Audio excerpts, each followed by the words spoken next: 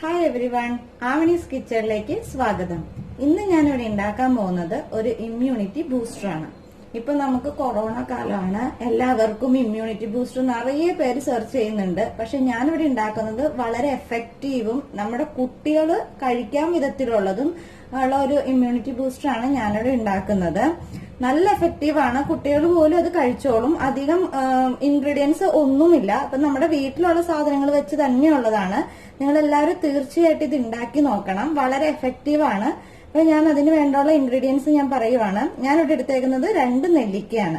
ഇത് ഡെയിലി നിങ്ങൾ കഴിച്ചോളണം. ഒരു ദിവസം കഴിച്ചു കഴിഞ്ഞാൽ ഇമ്മ്യൂണിറ്റി വരണമെന്നൊന്നുമില്ല, ഡെയിലി നിങ്ങൾ കഴിക്കണം. അപ്പൊ ഇവിടെ എടുത്തേക്കുന്നത് 2 നെല്ലിക്കയാണ്. പിന്നെ ഞാനിവിടെ എടുത്തേക്കുന്നത് പച്ച മഞ്ഞൾപ്പൊടിയാണ്. നമ്മുടെ വീട്ടിൽ തന്നെ ഉണ്ടാക്കിയേക്കുന്ന മഞ്ഞൾപ്പൊടിയാണ്. അതല്ലെങ്കിൽ നിങ്ങൾ വീട്ടിൽ നിന്ന് ഒരു പച്ചമഞ്ഞൾ എടുത്തിട്ട് അതും ഇതിനകത്തേക്ക് ഇട്ടാൽ മതി, പൊടിക്കണമെന്നൊന്നുമില്ല. പച്ചമഞ്ഞൾ മുഴുവനെപ്പാടെ നമുക്ക് ഇതിനകത്ത് ഇടാം. പിന്നെ നമുക്ക് വേണ്ടത് ഒരു മിക്സിയുടെ ജാറാണ്. അപ്പൊ അത് നമുക്ക് എങ്ങനെയാണ് ഉണ്ടാക്കണേന്ന് നോക്കാം. ഇപ്പൊ ഞാനത് ചെറിയ ചെറിയ പീസസ് ആയിട്ട് മിക്സിയുടെ ജാറിലേക്ക് ഇട്ടിട്ടുണ്ട്.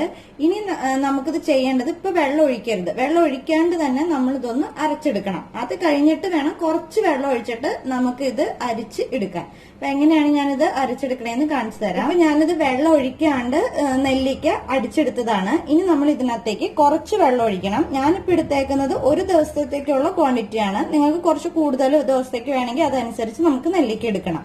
അപ്പൊ ഇവിടെ ഞാൻ 3 പേർക്കുള്ള അളവിലാണ് എടുത്തേക്കുന്നത്. ഇപ്പൊ ഞാനിവിടെ കുറച്ച് വെള്ളം ഒഴിച്ചിട്ടുണ്ട്.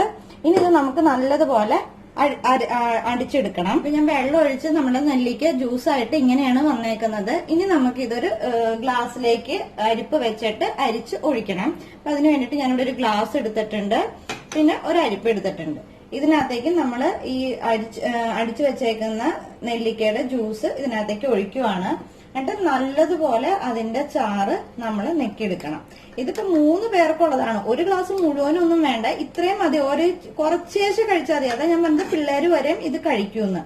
കൂടുതൽ ഒരു ഗ്ലാസ് മുഴുവനൊക്കെ കഴിക്കാൻ പറഞ്ഞാലല്ല കുട്ടികൾക്ക് ഭയങ്കര ബുദ്ധിമുട്ടാണ്. നെല്ലിക്കയിൽ വിറ്റാമിൻ സി ഒക്കെ ഉള്ളത് കൊണ്ട് തന്നെ കുട്ടികൾ അതൊരു ഇച്ചിരി കഴിച്ചാൽ പോലെ അവർക്ക് അത് നല്ല എഫക്റ്റീവ് ആയി. നെല്ലിക്ക ഞാൻ അരിച്ച് നല്ലതുപോലെ എടുത്ത് വെച്ചിട്ടുണ്ട്. ഇനി നമുക്ക് ഇതിനകത്തേക്ക് വേണ്ടത് ഞാൻ നേരത്തെ പറഞ്ഞതുപോലെ മഞ്ഞൾപ്പൊടിയാണ്. മഞ്ഞൾപ്പൊടി ഓർഗാനിക് ഇല്ലെങ്കിലും കുഴപ്പമില്ല. നമ്മുടെ വീട്ടുമുറ്റത്തെ പച്ചമഞ്ഞൾ എടുത്തിട്ട് മിക്സിയിലിട്ട് അടിച്ചിട്ട് ഇതേമാതിരി ഇച്ചിരി വെള്ളം ഒഴിച്ച് ഇതിനകത്ത് മിക്സ് ചെയ്താൽ മതിയാവും.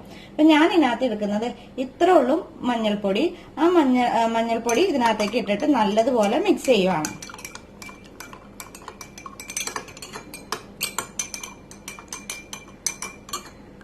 ഇത്രേ ഉള്ളൂ നമ്മുടെ കാര്യം. നമ്മുടെ എഫക്റ്റീവ് ആയിട്ടുള്ള ഇമ്മ്യൂണിറ്റി ബൂസ്റ്റർ റെഡി ആയിട്ടുണ്ട്. ഇത് നല്ലതാണ്, കുട്ടികൾക്ക് കഴിക്കുന്നതും നല്ല ടേസ്റ്റുമാണ്. അധികം കയ്പോ ഒന്നുമില്ല. നമ്മൾ 2 നെല്ലിക്ക എടുത്തിട്ടുള്ളൂ. അതിനകത്ത് കുറച്ച് വെള്ളം ആഡ് ചെയ്തതുകൊണ്ട് തന്നെ അതിനകത്തുള്ള കയ്പ് കുറച്ച് കുറഞ്ഞിട്ടുണ്ടാവും. പിന്നെ കുട്ടികൾക്ക് കഴിക്കാൻ ബുദ്ധിമുട്ടാണെങ്കിൽ ഒരു സ്പൂൺ നമ്മുടെ എന്താ പറയാ തേനില്ലേ, തേൻ ഇതിനകത്തേക്ക് ഒഴിച്ചാൽ മതിയാവും. അപ്പൊ ഇതെല്ലാരും ട്രൈ ചെയ്ത് നോക്കുക, എന്നിട്ട് കമന്റ് ബോക്സിൽ അറിയിക്കുക. Thank you.